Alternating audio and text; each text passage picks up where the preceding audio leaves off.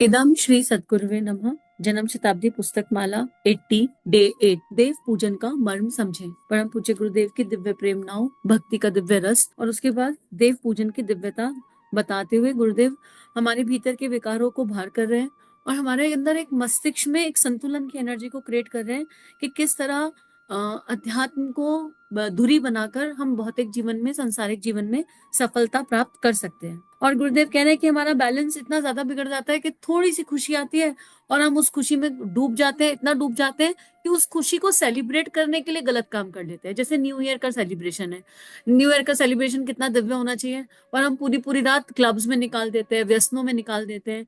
या फिर जैसे दिवाली का सेलिब्रेशन है, दिवाली का सेलिब्रेशन कितना दिव्य होना चाहिए कि रात में हमें चैंटिंग करनी चाहिए, रात भर भगवान का स्वागत कर रहे हैं। पर हम दिवाली की पूजा करने के बाद कई बार कुछ जगह देखा जाता है कि रात में कार्ड्स खेले जा रहे हैं। तो हम दिव्यता को भी अपनी वो क्षणिक हैप्पीनेस के कारण उसको भी दिव्य नहीं रहने देते और उसको भी पतन की ओर ले जाते हैं और फिर इसमें अपना नुकसान करते हैं। इसी को गुरुदेव समझाते हुए कह रहे थे कि ये जो बैलेंसिंग है ये मस्तिष्क से आएगी। और भगवान शिव के तत्व दर्शन में गुरुदेव ने समझाया कि भगवान शिव के सिर पर जो चंद्रमा विराजित है उसका मतलब बैलेंसिंग ही है। भावनाओं की बैलेंसिंग, विचारणाओं की बैलेंसिंग, एक शांति। मस्तिष्क पर चंद्रमा होने का मतलब, ज्ञान की गंगा होने का मतलब कि एक अमृत धारा जो है भीतर है।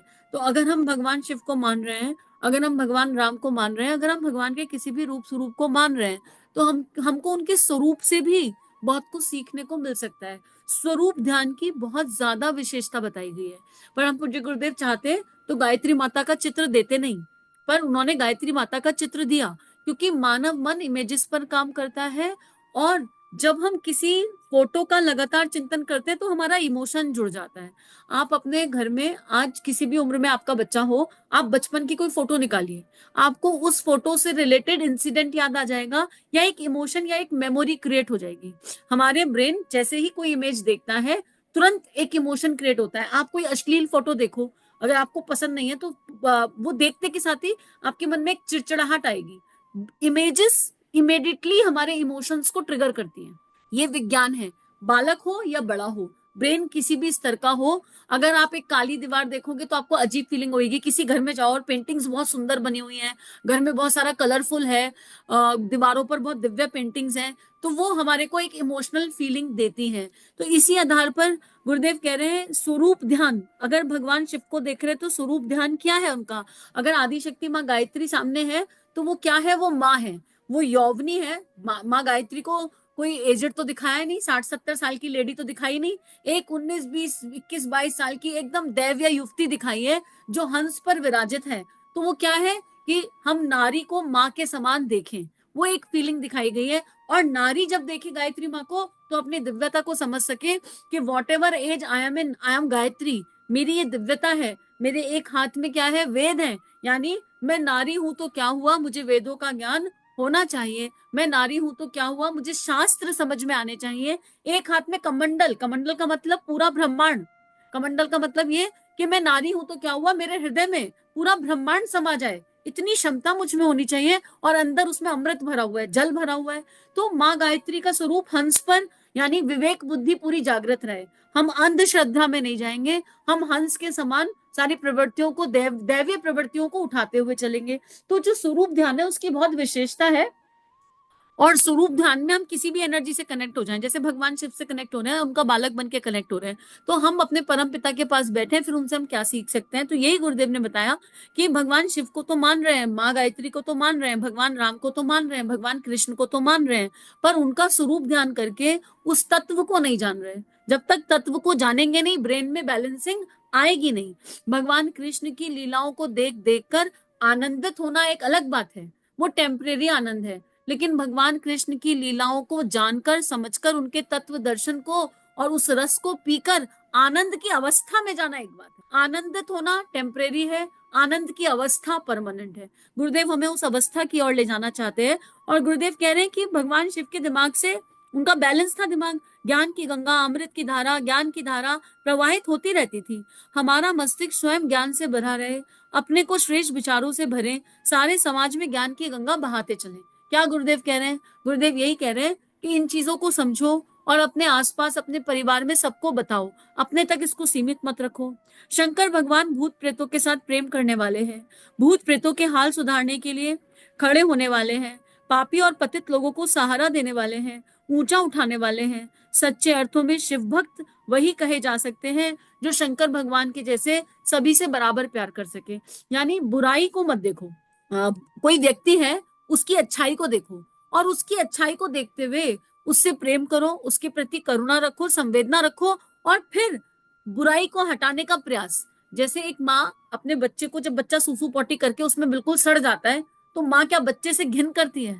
बच्चे से घिन नहीं करती है, उस सूसू पोटी को हटाती है और अतिशय प्रेम से बच्चे को साफ करती है। एक्सट्रीम प्रेम, भले ही उसमें कठोर होना पड़े, जब प्रेम से साफ कर रही होती है। कई बार होता है बच्चे की हाथ पकड़े, टांग पकड़ी, पैर पकड़ी, और कितनी मुश्किल करना, बच्चा कितनी शैतानी करता है, कई बार बड़ी दिक्कत आती है, लेकिन माँ का प्रेम कम नहीं होता, पर उस प्रेम में कई बार आवरण में कठोरता दिखाई दे जाती है। तो ऐसे ही हमें किसी भी व्यक्ति से नफरत नहीं करनी है, हमें सबके भीतर के शिव तत्व को देखना है, हमें सबसे स्नेह प्रेम करना है, और फिर अपने ऊपर काम करना है। ये कौन कर सकता है? ये वही कर सकता है जिसे अपने भीतर का शिवत्व अनुभव हो गया हो, समझ में आया हो। नहीं, समझ में आने से बात बनने वाली नहीं है यहाँ पर। अनुभव, एक्सपीरियंस, जिसको अपने भीतर का शिवत्व अंश मात्र भी एक्सपीरियंस हो गया, उसके अंदर से वो अणु परमाणु निकलने लगेंगे कि आसपास वाले उसके गुण कर्म व्यवहार को देखकर अपने आप सीखते चले जाएंगे। अपने आप ऑटो पायलट मोड पर लर्निंग होती चली जाएगी समाज की। तो गुरुदेव कह रहे हैं पतितों को सहारा देने की वृत्ति, लेकिन भावना तो हो ना भीतर कि हमें कुछ करना है। एक अवस्था होती है कि शिवत्व प्राप्त हो गया, समझ में आ गया, अब सारी दुनिया बुरी है, दुनिया जाए भाड़ में। अगर हम ये सोचते हैं भगवान की प्राप्ति के बाद कि पूरी दुनिया बुरी है, पूरी दुनिया में सब बेकार हैं, सब पागल हैं, और मुझे तो भगवान मिल गए और यही एक दिव्यता है, दुनिया जाए भाड़ में, तो हमें एक्चुअली शिव प्राप्त नहीं हुए। जिससे भगवान प्यार हो जाता है, उस प्यारा हो जाता है, या भगवान से प्यार हो जाता है, उसे दुनिया बुरी लग ही नहीं सकती। बताओ, भगवान से प्यार हो गया अगर, तो भगवान का बनाया हुआ जगत, भगवान का बनाया हुआ संसार क्या भला खराब लग सकता है कि ये संसार बेकार है, इस संसार में कुछ रखा नहीं है? ये संभव है? अगर कोई भगवान से प्यार कर रहा है और संसार को बेकार कह रहा है, तो अभी उसके प्यार में कहीं कोई लेश मात्र गुंजाइश रह गई है, और भीतर झांक कर देखने की जरूरत है। यानी इसका मतलब भगवान से प्यार इसलिए हुआ है कि संसार ने बहुत ही दुख दे दिए, बहुत ही तकलीफें दे दी, और संसार ने इतनी उलाहनाएं दी, इतने डंडे मारे कि मजबूरी में भगवान से प्यार कर लिया। ठीक है, अब इस मजबूरी को शक्ति बनाए, मजबूत बने, अब भगवान के प्यार का स्वाद पता चल गया। तो जिन लोगों ने तकलीफें दी, डंडे मारे, जिन लोगों ने भगवान प्राप्त कराए, उन लोगों के प्रति तो कृतज्ञता ही रखोगे, उनको तो थैंक यू बोलोगे। जो तुम ये ना करते तो हमें भगवान कहाँ मिलते। और उसके बाद जब सबके प्रति प्रेम, करुणा, संवेदना का भाव आने लगेगा, तो शिवत्व की अवस्था और गहराने लगेगी। तब समझ में आएगा कि ये शिवत्व की फीलिंग क्या है, ये एनर्जी क्या होती है। गुरुदेव आगे लिख रहे हैं कि जो ऊंचा उठाने में सहायक हो वही शिव भक्त कहलाता है। बाबा आमटे की तरह जिन्होंने कोड़ियों का विद्यालय शुरू कर दिया, और अब वहां नागपुर के पास उनका विश्वविद्यालय भी बन चुका है। अभी अभी अखबार में छपा है, उनकी फोटो भी छपी है, जिसकी कटिंग मैंने संभाल कर रखी है। ये गुरुदेव उस समय की बात कर रहे हैं जिस समय गुरुदेव ने ये प्रवचन दिया होगा, और बाबा आमटे की बात गुरुदेव कर रहे हैं। उनके बारे में उनकी कटिंग संभाल के रखी है, टीवी पर भी देखा है। उन्होंने सारी जिंदगी पीड़ितों के लिए, पतितों के लिए, कोढ़ियों के लिए खर्च कर दी। अंधों के लिए, गूंगों के लिए, बहरों के लिए उन्होंने एक आश्रम बनवाया जहां उनका प्रशिक्षण होता था, और उनमें से समाज से भी निकलकर बाहर आते हैं। ऐसा है उनका विश्वविद्यालय। ये हमारी जो वृत्ति है, जिसका ज्ञान की गंगा के रूप में प्रवाहित होना स्वभाव है, ये वृत्तियां देव वृत्तियों के रूप में, देवताओं के रूप में हमारे भीतर विद्यमान है। उन्हें विकसित करने के लिए, उभारने के लिए ही देव पूजन की पंचोपचार प्रक्रिया अपनाई जाती है। और यहाँ पर आज की बात समाप्त, और इसके बाद इसकी समरी है। देखो, गुरुदेव ने बाबा साहिब आमटे का उदाहरण दिया। हम अपने आसपास अपने रिलेवेंट एग्जाम्पल देख सकते हैं जिनसे हम रिलेट कर सकें। जैसे एक बार मैंने एक प्रसंग सुना था, रतन टाटा जी का प्रसंग सुना था। वो कहते हैं कि मैंने बहुत बहुत कुछ किया जीवन में, बहुत कुछ पाया जीवन में, और बहुत कंट्रीब्यूट भी किया, हर जगह कंट्रीब्यूट किया, भारत को कंट्रीब्यूट किया, दुनिया भर में कंट्रीब्यूट किया, लेकिन जो आनंद मुझे व्हील चेयर, उन्होंने एक जगह पर अपाहिज जहां पर थे, उन्होंने वहां पर व्हील चेयर्स दी थी। वो व्हील चेयर करके जो मुझे फीलिंग आई, व्हील चेयर कंट्रीब्यूट करने के बाद, मैंने उन बच्चों को जो चल नहीं सकते थे, उन लोगों को हंसते हुए, मुस्कुराते हुए, खिलखिलाते हुए देखा। तो जो तरंग मेरे अंदर दौड़ी, जो लहर मेरे अंदर दौड़ी, उसको मैंने उसके पहले कभी अनुभव किया नहीं था।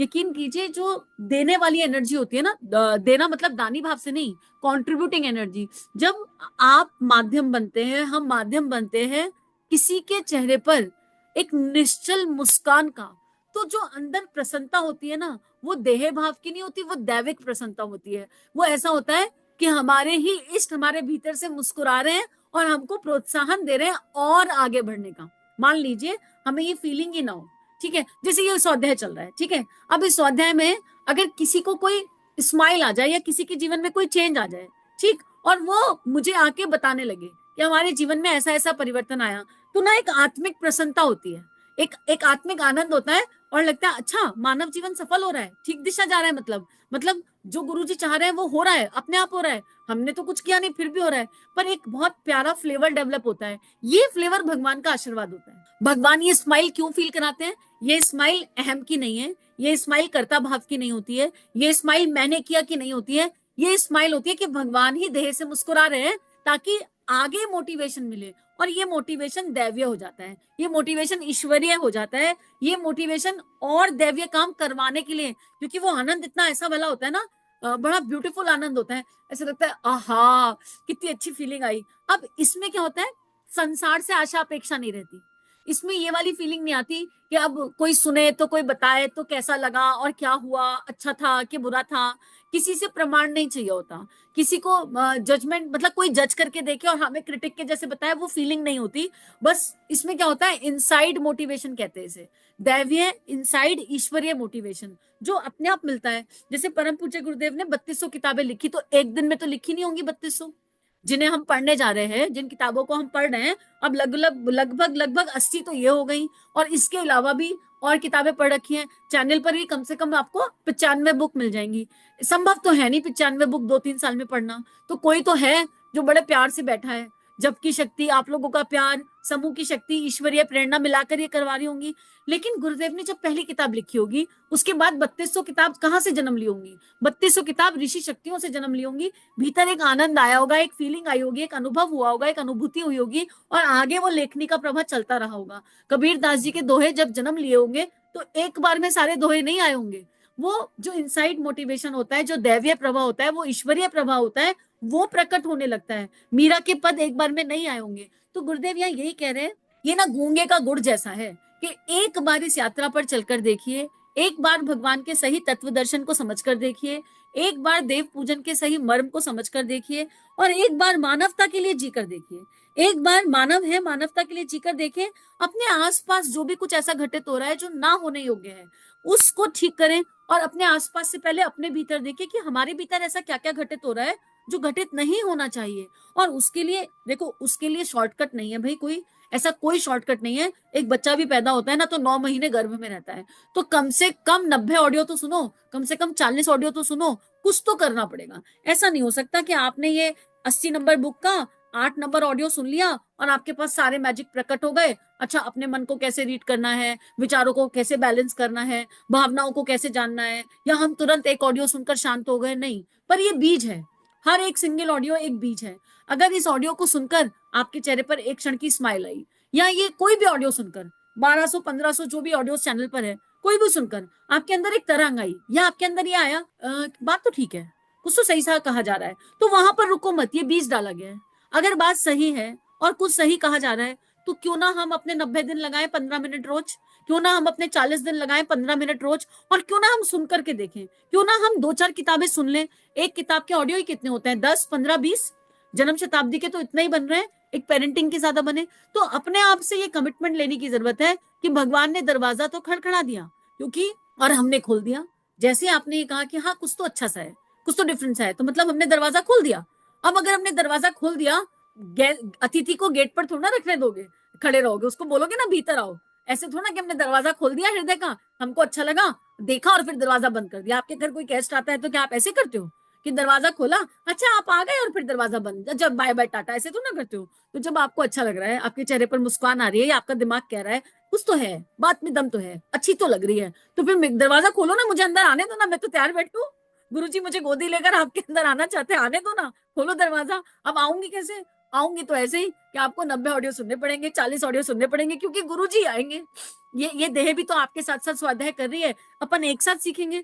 तो दरवाजा खटखटाया जा रहा है, knock knock, please open the door of your hearts. अपने दिल के दरवाजे पूरी तरह खोलो, दिल के अंदर परम पूज्य गुरुदेव वंदे माँ को प्रवेश करने दो, और वो एक बार प्रवेश कर गए तो जीवन दिव्य और धन्य होना ही है। मानव जीवन में दिव्यता, भव्यता का तो पता नहीं, भव्यता के लिए श्योरिटी नहीं है, पर दिव्यता निश्चित रूप से प्राप्त होगी।